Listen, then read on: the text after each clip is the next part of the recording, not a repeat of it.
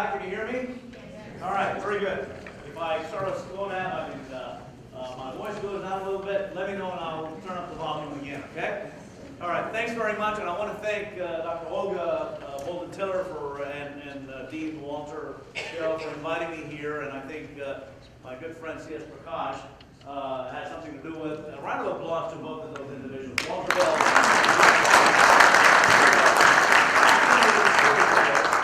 And I got to tell you, Walter Hill, man, he is this quiet, unassuming kind of guy. You know, jeez, put him behind a lectern. Holy cow. Amazing guy. In any case, it really is my pleasure to be here, to be invited to participate in recognizing the contributions of an amazing individual, George Washington Carver. And, that's it. I'm going to do this, right? End of presentation, says. We're done, folks.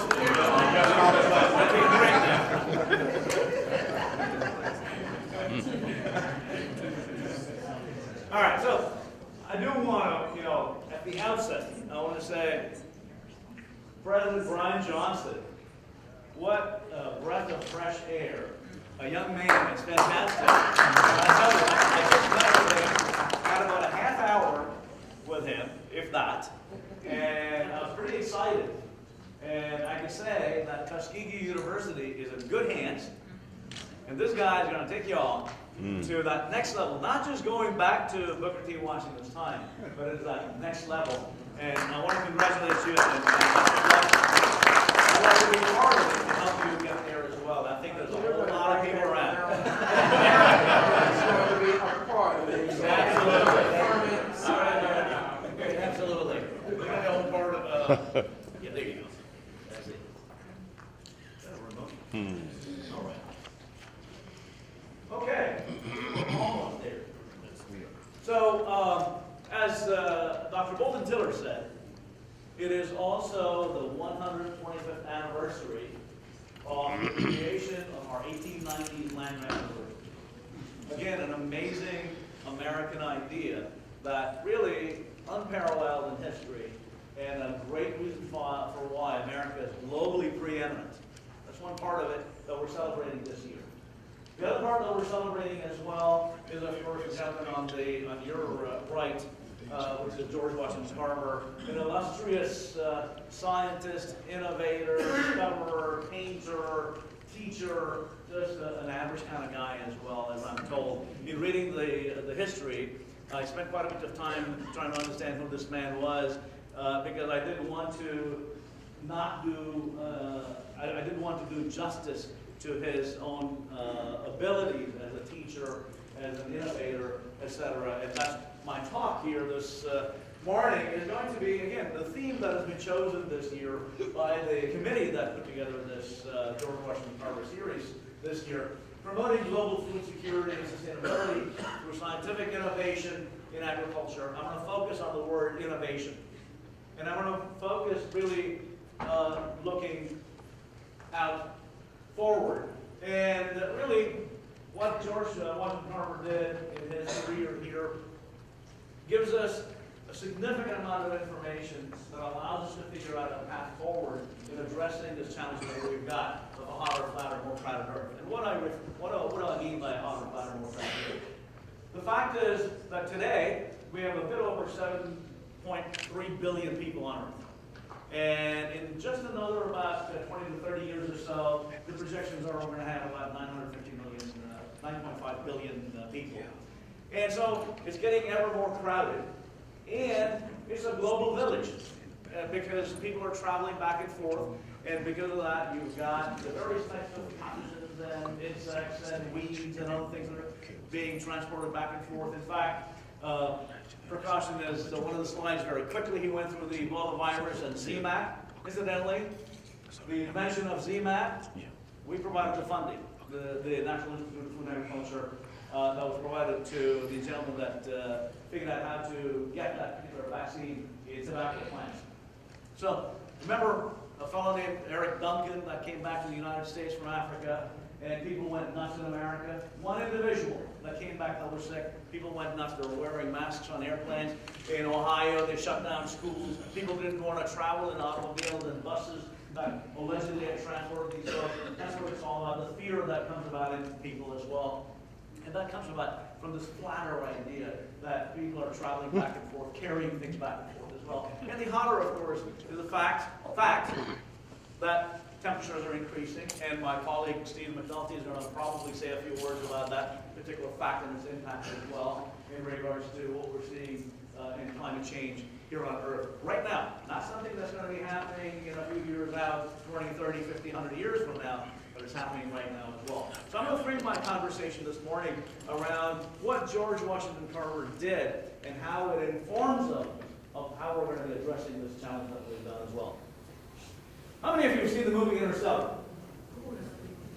Okay, we've got about half a dozen people that have seen Interstellar. The rest of you might want to go check it out. Okay? I won't tell you the rest of the story, give the punchline away, but the bottom line is that on Earth, this is sometime way out in the future, by the way, on Earth, you've got a very interesting situation where there's a whole bunch of corn, there's a whole bunch of dust, and the hunk, Matthew McConaughey, is a former astronaut, and he has now become a farmer. And then, of course, you know, he's got Anne Hathaway, who works with NASA. And because of the scene that you're shown, of all this corn, of all this dust, our friend Matthew McConaughey is called back by NASA to figure out a way to get humanity off Earth to another planet someplace else. And oh, by the way, in the middle, he goes to have a parent-teacher conference. And at the parent-teacher conference, the teacher says the world doesn't need any more engineers. We didn't run out of planes and television sets. We ran out of so of course, you know, there are physicists and these NASA astronauts and scientists and all that. And they got to get a very long distance away. These are light years away. And to do that, they're going to go through wormholes. And you know, those of you that are Trekkie fans, I heard somebody talk about Star Trek last night. That's Oppenheimer? Yeah, there you go. If you're Trekkie fans, you remember on the other side of wormholes, you end up having black holes. And those black holes are going to suck you in. We don't know what's going to happen if you go through these wormholes, but the intent in going through the wormholes is to get from point A to point B much faster as well, because it's going to allow you to be sucked right through onto the other side. And the idea is that you're going to somehow end up finding these planets. So, they embark on that, and you need to see the movie. In fact, it's available on DVD and Netflix and all that too. All right, the reality version. NASA sent out a few years ago a little bitty spacecraft called the Kepler Mission. And the Kepler Mission has been going around, you know, searching the far reaches of space, and it's in that interstellar space now, and it has found what is called as the Goldilocks zone. This is like a perfect zone. And in that zone, it's found some planets, in fact, multiple planets, that are just about the right diameter and that are just about the right distance away there from their own sun. And the tantalizing evidence of water, liquid water. Liquid water is very critically important. Not ice, not any other form of gaseous state of water, anything like that. It has to be liquid water. That's the good news that NASA has discovered. The bad news is that, well, it's only 12 light years away. And those of you, Terrence, those of us that took physics way back when, remember that light travels at 186,000 miles per second, and now you start doing the math on it, you know, 60 seconds to a minute, 60 minutes to an hour, etc. It'll be a few years before you get to that place. So we got what we got, and in fact, you know, Prakash also talked about the potato Irish famine that we had as well. That really changed history. In our own nation, in America, back in the 1930s, we had the Dust Bowl. And remember, that resulted in people moving out west, and we had, voila, the creation of California, the creation of Oregon, Washington, and other places as well. So historically, we've had these things going on that has resulted in the migration of people. But you know what? We got what we got, and we're going to have to deal with it. So that's the the bottom line situation that we've got. There's a whole bunch of drivers that are going to have an impact on our ability to actually address this challenge that we've got, this hotter, flatter, more crowded Earth itself. These drivers include everything from the new economy. And you know, if I were to go around this room and ask, what does the new economy mean? President Johnson, what do the words new economy mean to you? Means to me innovation, trajectory, okay, out of the box, okay, new way of doing things, okay, revenue generating. Holy cow, man. I can give you 1,000. All right. Give you 5 proposals. You got it, you got it, you got it. So I want to ask Oppenheimer and back, Seth, Gary, pardon me. I know I said Oppenheimer. Gary, what do you think? What's the words new economy mean to you? I'm sorry? What do the words new economy mean to you? It means a lot of people, a flattening of the economy. Okay. That goes from a hierarchical to a flatter economy. Okay. All right. A lot of people, flattening of the economy. And anybody else want to take a shot at it?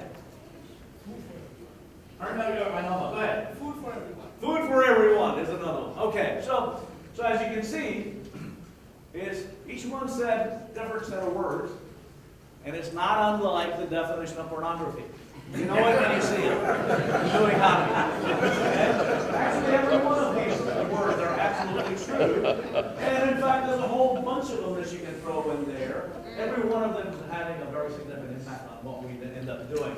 If you think of the demographic changes that are going on in America, we've got, you know, in the last few years, we've had this incredible change in the demographic to where, for the very first time, this year, 2015, children going to school, for the very first time, whites are not going to be a majority. They're going to be less than 50%. This year, 2015, those demographic changes will continue very rapidly from now on out, where we have to be thinking, what is it that these people are going to eat? These people from Myanmar, these people from Somalia, these people from Sudan, these people from the Dominican Republic, and so on. What are they going to be eating? These are things that are going to have a very significant impact. But, you know, Walter Hill was talking about these small farmers, the impact that these folks are all seeing as well, being affected by, and the kinds of things that we do at these institutions like Tuskegee that needs to help. And a whole bunch of other things I can throw, and Prakash really characterized the anti-intellectual, anti-science attitude we've got in this country and in other parts of the world. But this country particularly epitomizes this anti-intellectual, anti-science attitude to doing things, figuring out that there is indeed a path forward in addressing some of these challenges as well. I can go on and on about this, but leave it at that. All right, so let's set that sort of new economy level. Oh, by the way, the term new economy was invented by Time magazine back in 1983 to address the fact that the United States and Western European economies had gone from a manufacturing type economy to an information type economy as well. And so when you think about the new economy and its impacts, now you're going to have to think, well, how am I going to do this in that context of the locavore phenomenon, the organic movement, the sustainability movement, and on and on and on. Then you've got these societal challenges, a whole slew of them as well. And I like to call them wicked problems. Okay? The reason I call them wicked problems is because you may have the most wonderful knowledge and technology to be able to address these sorts of problems, but you're not able to deploy that because people butt their heads and they can't come to any agreement. And you can, in your own minds, think of all the various types of wicked problems that you and I encounter on a daily basis. The population problem is the biggest wicked problem. In fact, I refer to it as the mother of all wicked problems. That is what is giving rise to everything else that you can think of. This hotter, flatter, all that stuff is because of the population increase that we've got that continues unabated. The one country that had it figured out, China, they did it by holding a gun to their citizens' heads, forcing them to have only one child. And as a result of that, they started that back in the early 1980s. And you fast forward to 30 years later, as a result of that, they have 400 million fewer mouths to feed. That's like the United States, Australia, and Norway all thrown together. That would be about 400 million people. That many fewer mouths to feed, and that has had a huge impact in China. What? The flip side of it is that China is becoming a very rapidly aging population, not unlike Japan and South Korea. And that economic engine that is China needs to continue to have young people coming in to continue to push forward what they're doing as well. And so what they did was, in fact, back about a year and a half ago, in 2013, December of 2013, they decided they were going to ease up on the one-child policy. And so this is only going to exacerbate what we're going to see in a few more years. You know, if you combine this further increase in the Chinese population with the population increase in South Asia, in India, Pakistan, Bangladesh, and other places, and in Africa and South America and other places, you're going to suddenly see a very, very significant increase in population as well. So they eased it up. That's going to have a very significant impact as we're thinking of addressing this challenge of the hotter, flatter situation that we've got as well. So derived from it, as I said earlier, are these baby weight problems. And again, we think that we have the most fantastic technology that we can just go ahead and deploy. But technology every time gets trumped. In fact, if you talk to the Monsanto folks, they'll say, you know, we need to have the social sciences, the anthropology, the humanities, and the others involved in this process as well. It's not enough to come up with great biophysical inventions and discoveries. We need to have the soft skills, the issues related to the sociological acceptance of whatever it is that you're getting. Actually, it should be ahead of the biophysical type of things that we're going to be engaged in as well. And that's what this is all about. These wicked problems are all about the fact that the science, unfortunately, tends to sort of get ahead when, in fact, it needs to be following the social acceptance and other things as well. It's critically important for us as institutions of higher learning like Tuskegee and others to ensure that we're inculcating in our young people those sorts of skills as well. It's not just enough to get on the bandwagon, I'm going to be a STEAM person, etc. I really appreciated the President's comments here earlier this morning as well, is that you got to combine those two things, is the science, technology, engineering, and math, along with the humanities, the liberal arts, and the sociology, and the anthropology, etc. as well. And that's the only way we're going to deal with these wicked problems. Otherwise, they're going to continue to be wicked problems as well. So that's sort of a, from an interstellar to a global scale sort of challenges that we've got to be concerned about as we are thinking of the path forward. And then when you narrow it down to the 21st century food systems themselves, and there are a bunch of challenges in here as well. There's a whole slew of them. One of them I refer to as the agricultural competitiveness. America has an aging farm population. Our average age of our American farmer is 58.3 years of age. And in fact, you see this being seen in other countries as well. It's a rapidly aging population. We don't have enough young people wanting to go into producing food. All the greatest inventions and discoveries mean diddly if you don't have young people actually going in and growing these crops. So what is incumbent, in addition to what Dr. Hill was referring to about these co-ops and things like that, what's incumbent on us, the education that we offer, the research that we undertake, the extension that we help offer, and the inventions and discoveries made by various private sector companies and others. What's incumbent on us to ensure that at the end of the day, we got to make sure that those farmers keep, and livestock producers keep a few more dollars in their pockets as well. They need to be part of this. And the other thing is, across the globe, what's happening is that fewer and fewer people, younger people, are wanting to go into the farming enterprise. I don't know what's happening, in part because we're becoming a bunch of wusses, or what the deal is. But really, we see fewer and fewer young people wanting to go into this really hard work. It is very, very hard work.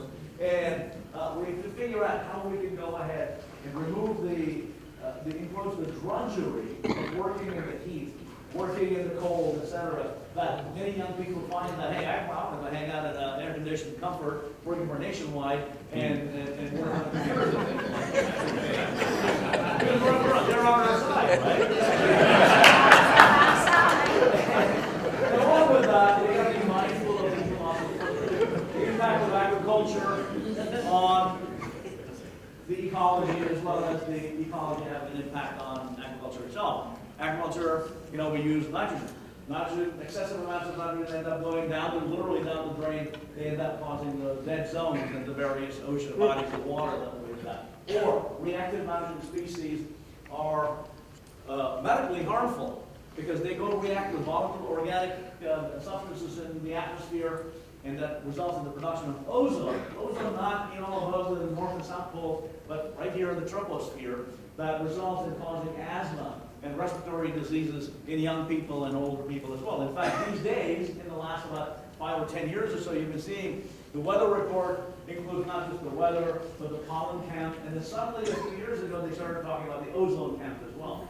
And so it is all coming from the fact that we've got these reactive species that are reacting with these awful substances. That is, oh, by the way, exacerbating climate change as well. And oh, by the way, in rice production systems, it's an anaerobic environment, and grown in rice paddies, we're using a lot of water, using a lot of fertilizer. Oh, by the way, it produces methane. Methane is about 4 times as detrimental as a greenhouse gas. On and on. You can think of all these things. Those are the ecological footprint. The possibility that we come up with better ways to produce rice, maybe a C4 rice that can be developed, that can reduce the amount of these inputs that we need. Those are the sorts of things that I'm talking about that we need to be mindful of. And going on, the bioeconomy offers some really exquisite opportunities. My colleague from USDA, Harry Bomas, is going to be talking about what USDA is going to be supporting in this area as well. And so I'm not going to say much there. Health is a critically important part of our agricultural enterprise.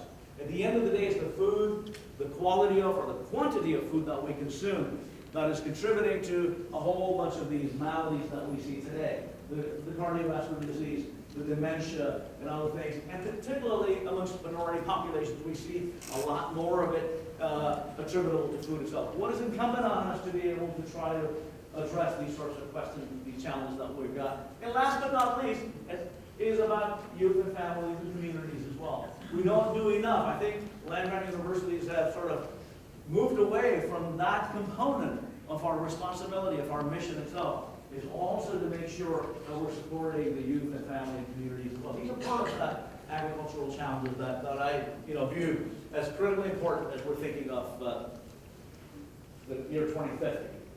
So for me, our producers, our farmers and livestock producers are right at the core of everything that we do. My own agency, the U.S. Department of Agriculture, our reason for existence is right there, those producers, those farmers, and those livestock producers. And unfortunately, they're barraged by a whole bunch of constraints, external factors. The abiotic factors includes everything from global warming, climate change, to labor issues. Look at the state. It's sort of the poster child of stupid laws in regards to immigrant labor that comes in here. Right? Our nation is struggling with this as well. We're not able to come up with a thoughtful response to having the labor that's necessary. And agriculture is one of the most labor-intensive processes that we've got that we need to be addressing. There's a whole bunch of other things in there too. Those of you that are sitting in the front row probably can read the words, but the others in the back are not going to be able to read it. But suffice to say, these are non-living things that are hitting those producers. And along with that are a whole bunch of biological things as well. These are the pathogens, the insects, the weeds, and the genetics, and the genomics, and all the other things. And it's almost like that producer that's sitting in the middle is caught in this vice grip.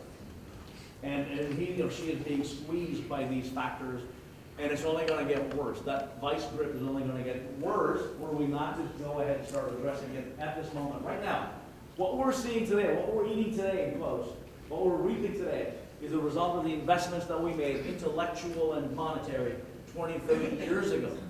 And we need to be doing the same thing now so that the young people in this audience will not be burdened with having to deal with it when they're about 50 or 55 or 60 years old, when they're in positions of importance addressing the problems of the day that they've got. And we shouldn't be burdening them with this sort of a situation. So the critical point is we need to be mindful of all of these things. How do we address these issues? Both the abiotic and the biotic constraints that the producers are going to be facing.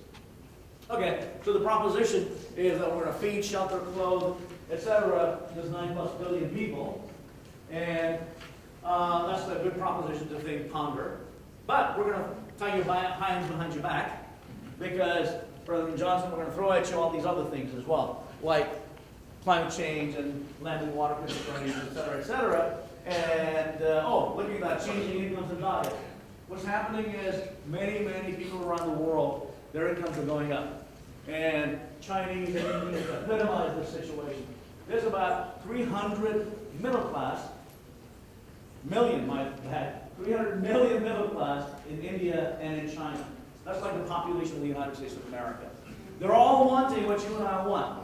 You know, the multiple television sets, the latest iPad gizmos, and you know, 2 or 3 automobiles in the garage. They don't want to have gasoline. They don't want to be told, don't be doing like I did, right? Which is produce all this carbon. And I want you to go ahead and reduce all that carbon and things like that. So go figure, whose responsibility is this, Steve McNulty? You know? So those incomes and changing incomes and diets are also contributing because people are eating more meat. There's a huge, in fact, China is the largest consumer of pork in the world. You heard Prakash talking about how they're the largest importers of soybeans from the United States. Well, everything that they do is at a scale that is unimaginable for us. Huge scale differences. That's having a very significant impact on how we're going to figure out how to get from where we are to where we need to be. And there are also the expectations of it's all done in a sustainable manner and you know, maintained in perpetuity for our children and grandchildren and on and on and on. But to me, the sustainability piece of it is not only the environmental sustainability piece of it. It really needs to be the sort of the triple bottom line approach, which includes the environmental sustainability, the people sustainability, and the profits as well. You know, at the end of the day, farmers, to begin with, are not going to be farming if they can't put a few dollars in their pocket. Private enterprise is not going to be in the business of discovering and inventing and all that if they can't put a few dollars in their pockets either. It's critically important we be mindful of those sorts of expectations. So there's going to be these unintended and unintended consequences we have to think of, choices that we make that all have a contribution in how we develop a path forward. So the path forward itself is going to take a whole slew of things. Everything from transformative discoveries in the talk that Prakash gave and the talk that Dr. Hill gave. They talked about all these new things that need to happen, the new discoveries, the new extension that needs to happen, these transformative approaches in genomics. And you'll hear about these later on today from various speakers as well, in the realm of genetics, in the omics, in nanotechnology, on and on and on. There's a whole slew of them that are coming along. And 21st century extension, new farming systems, issues pertaining to policies, regulations, and last but not least, is the sociological implications as well, the human dimensions aspects that we need to be mindful of. We absolutely have to be focusing on those as well as we go forward. So there's a need for sort of a new innovation ecosystem, as it were. In the United States of America, particularly as exemplified by the land-grant universities, these hotbeds of innovation in the United States, along with the other academic institutions as well, was this sort of a partnership. It was, you know, the government, the public, was involved in providing and creating for that sort of an innovation ecosystem where the federal government, the state government, and the local government that were this partnership. But that partnership has changed and needs to change, it has already changed, to where it needs to bring in a whole bunch of these other partners as well. And the fact that you got a bunch of end users and stakeholders that are driving it. I like to say that what we do, the National Institute of Food and Agriculture, is supporting the enterprise of these land-grant universities. And what the land-grant universities do is user-inspired science that transforms lives. That's what we talk about. User-inspired science that transforms lives. And that needs to bring in the necessary partnership. And again, in Dean Hill's comment, he was talking about this partnership. It takes a village to make this happen. That's what it's all about. It does take a village, and not just the fact that you got a bunch of government entities running around saying, I'm with the government, I'm here to help you. It's a little bit beyond that as well. Okay, so this gentleman here, George Washington Carver, said that it was all about taking education out to the farmers. That knowledge, for knowledge's sake, was worthless. You couldn't discover new things, invent new things, publish it in some highfalutin journal, and scientific journal, put it on a bookshelf, and pat yourself on the back saying, okay, I've got it done, it's all done, I became a professor or whatever, and that's the end of the story. No, what he talked about was that knowledge, in order for it to work, needed to go to be taken to the end users, the farmers in this particular case. And so he came up with this innovative idea of the Jessup wagon that started out as such, a wagon drawn by horses, and later on it morphed into this. So that's what we see, is that during Carver's time, the idea was to use technology to use innovations to be able to deliver that information, that knowledge, to help transform lives. That was the idea behind what he ended up doing. You fast forward to the 21st century, and think of extension, cooperative extension service. Extension, the idea of taking knowledge, translating it, and delivering it to the end users to transform lives. It is totally different.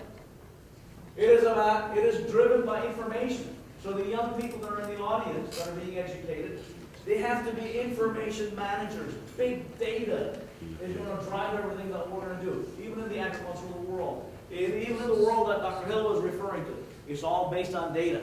We need to know how many farmers are there. We need to know how many co-ops are there. We need to know what kind of soil we have, on and on. And all of this data needs to be aggregated. It needs to be convened. It needs to be curated, disambiguated, on and on. And you want to bring in not just the fact that I'm the expert here, but you bring in the expertise from around the world if you want it. In fact, we have a medium to do that called e-extension that brings not only knowledge that's local, but brings knowledge from around the world as well that can be addressing these problems, whether it's about small farmers or whatever we're talking about. It will help address those as well. And we need to have the relevant education and training. Are we prepared to do all of it? To help our students develop the kind of skills to be able to do all of these things. And oh, by the way, there's that Oculus, shared experiences. Oculus is a company. It's not unlike the Google Glass. And there's a little bit of a helmet, and you can wear it. And so I could go out in the field in, let's say, I don't know the counties in Alabama. Let's say Macon County, is that right? Is there Macon County? I'm sure there is. Okay. I can go to Macon County. I can wear one of those headsets on, and I'm looking at, I'm an entomologist for those that don't know. I can look at the insects on the plants that I've got. And then I can hand my headset off to Dr. Hill here, who can go in the field in, I don't know, some other county. Name county, whatever that county is. Huh? Lee County, okay. Lee County. And, yeah, I figured too, Lee County. That's Lee County itself.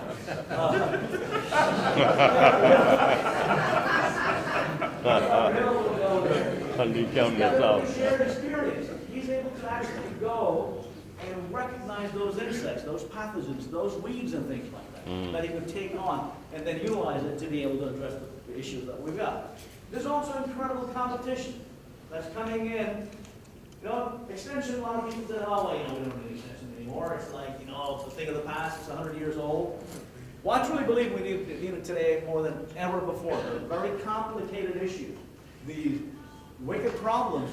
It's the extension folks that are able to translate this incredible knowledge, that technology, and be able to deliver it because they're trustworthy.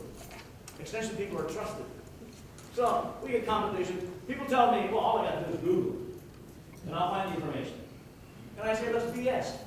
Because you may be getting that information from a .com, for example, a fly-by-night operation or a snake oil salesman.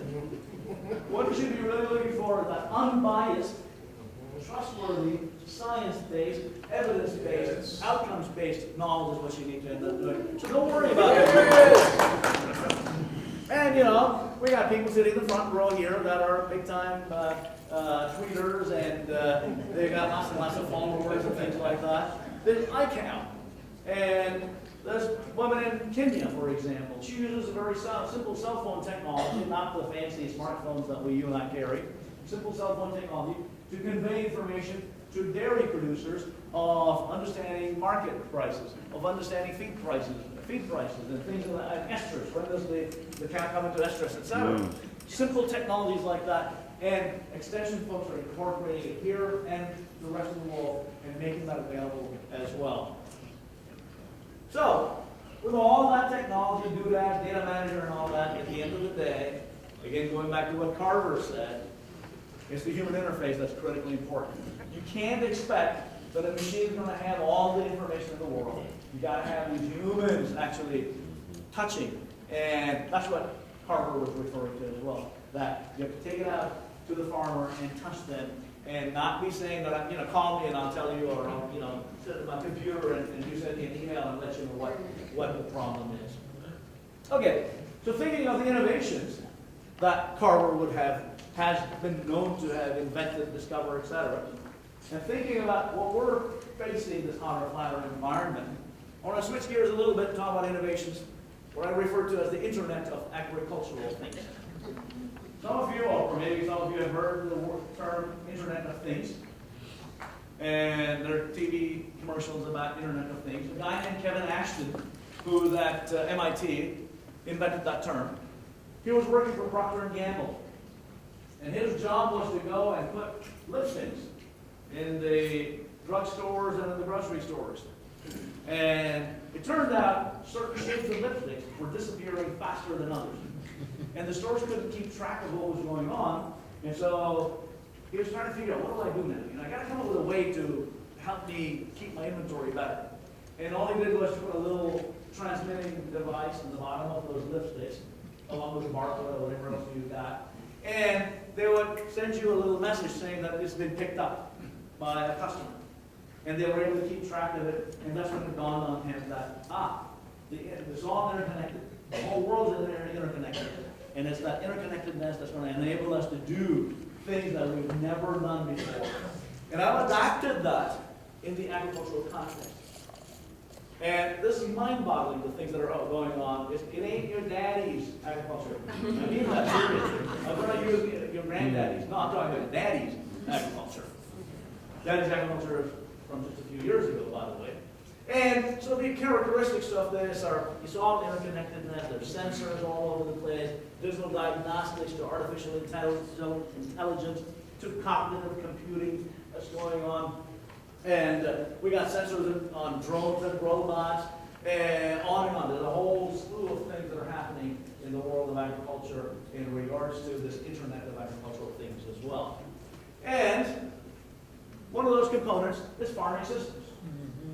So if I asked Harry, my friend Harry from USDA, hey Harry, what does a farm look like? And immediately he has this Norman Rockwellian image of a farmer and a farm. You know, there's a few livestock animals, barns, a guy, typically in big overalls, and a tractor and things like that. That's the image of the 20th century farm, your daddy's farm.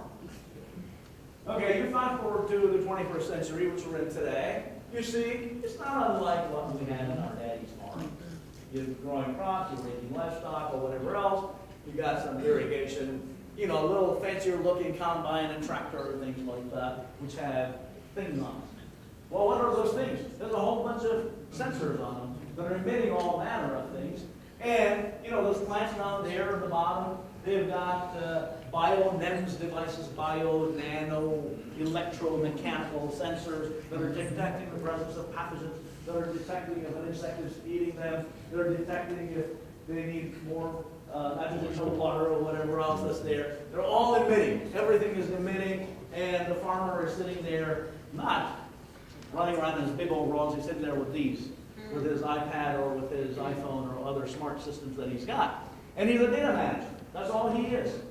And, by the way, there's robots running around down at the bottom.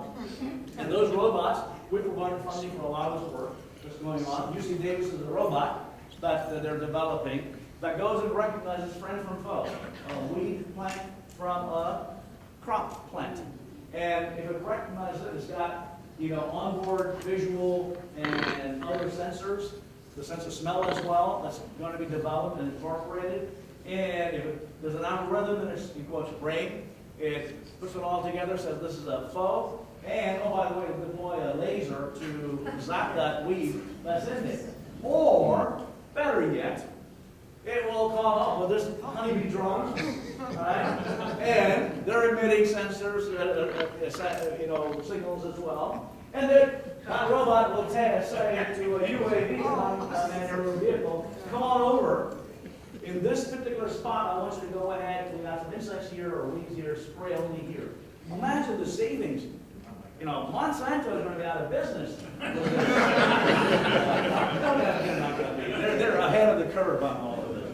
I'm talking about the glyphosate part of it, the weed control chemicals that you sell as well, and the other stuff, right? Because now instead of selling, you know, large amounts to spray the entire field, the entire farm, you can do spot treatments because you got these onboard sensors on these robots and things like that that are constantly going around. The drones, by the way, we have provided funding for that kind of work that is allowing us to be able to. These are innovations that, if Carver were here today, man, he'd be like a kid in a toy store or something like that, saying that, wow, this is what I'm going to be working on, helping us develop these sorts of technologies. Incidentally, it's happening right now. We've got companies, such as John Deere and Monsanto, that are actually selling what we refer to as prescriptive farming. They can go in by meter square, tell you what your moisture level is, nitrogen level is, et cetera, incorporate all of that into their plant, into genetics, et cetera, and oh, by the way, they throw on top of it an insurance policy as well, because they'll guarantee that you'll be able to grow your crop. Okay? That's the whole point about this. The innovations that are coming along that are being incorporated, not something that's going to happen in 25 years, it's happening right now, because farmers are incorporating it into their everyday activity. And the food supply chain, going all the way from the farm to the dinner table to the trash can. Every one of these aspects, from production to traceability and tracking, ripeness, shrink wraps, etc., all have sensors in them. In fact, again, we've provided funding for your meat shrink wraps can signal to you, to your smartphone, saying that your meat's going to go bad. You better start thinking of new meat. Or your refrigerator sends you a signal at your grocery store when you're out there saying you're low on kale. Or whatever you're looking for, healthy stuff you're looking for. So every one of these has sensors on them counting down. And it's getting to a point where it's becoming cheaper and cheaper and cheaper. It has great relevance to these limited resource farmers, great relevance to small producers. Imagine a co-op that Walter was talking about, having these sorts of sensors. They can track their inventory, they can trace their food from a food safety perspective. Those sorts of things that these innovations are going to allow us to do. A couple thoughts about food waste and food loss. Oppenheimer and I had a little bit of a conversation if food waste is really the term. I said it's euphonious food waste and food loss. And in the developing countries of the world, we lose almost half the food before the dinner table. In the developed countries of the world, like America and Western Europe, we lose almost half the food after the dinner table. And the Economic Research Service, that's a difficult graphic to read.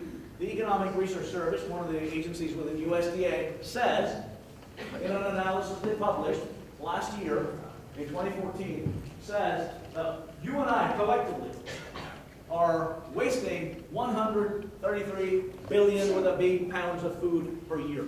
133 billion pounds. That when translated into calories is 1,200 calories per man, woman, and child. And by the way, as adults, you and I can actually thrive on about 2,200 calories. Sure, Americans, we consume 3,600 calories, and therefore we got all the obesity and other problems as well. 2,200 calories. So 1,200 is a bit over half of that we're throwing down the toilet, as it were. And, oh, by the way, we talk about doubling food production in another 20, 30, 40 years. We're losing half the food right now, almost half the food. If we can turn that around, we can do a lot of good things. And, oh, by the way, that stuff that goes to the landfill that you threw in your trash can, it is now rotting anaerobically, etc., and producing carbon, producing nitrogen, producing methane, and all on water. Oh, by the way, in the wasted food and lost food, globally we're losing 1 quadrillion, it's a mind-boggling number, 1 quadrillion liters of water per year. 1 quadrillion liters of water, and we use 80% of the water that you and I consume is in the food that you and I eat. And we're talking about running out of water. We're talking about conflicts about water. We're talking about the droughts that we've seen, etc. Okay? This is another area where a lot of things are happening is precision foods, right? We're understanding the genetic makeup of people, the genome, the epigenome, the microbiome, etc., of plants and animals. Trying to match those things together. Let's say Dr. Furman here was sitting here and he had a twin living back in the Dominican Republic, and he lives here, getting fat. No, he's not getting fat. Eating all this rich food. And his twin is a little more mindful. Taking the environment into account, the genetics into account, all of that, you can actually say what kind of food you'll be eating depending on the context in which you are. some of you are probably wearing Fitbits on your wrist. And some of you are wearing wearable technologies. And pretty soon, these are all happening right now. You can take all of the Google contact lenses that can detect the amount of glucose in your blood, so you're a diabetic. It changes color, you can go ahead and treat yourself. Food analysis, lifestyle behaviors. Now we can go ahead and start prescribing, in quotes, food that is exactly what you wanted. That is perfect for you in terms of your growth and development, perfect for you in your ability to thrive as well. So, food hacking. This guy was the first hacker of food. What he did was he was able to go in and take potatoes and peanuts and things like that and hack them. That is, understand what makes up those things, came up with more nutritionally better foods. He wanted to work on the nutrition, particularly of African Americans and poor people. And that's what he did. He was hacking food is what he did. Now you fast forward to the 21st century, you got Food 2.0. We're hacking food now. Trying to understand what makes food and trying to come up with, of course, better food. That's going to be much more healthy. That can be part of this precision food. Give me one more minute. All right. So, very quickly, just a few examples of the kind of funding. We provide a good bit of funding in this area.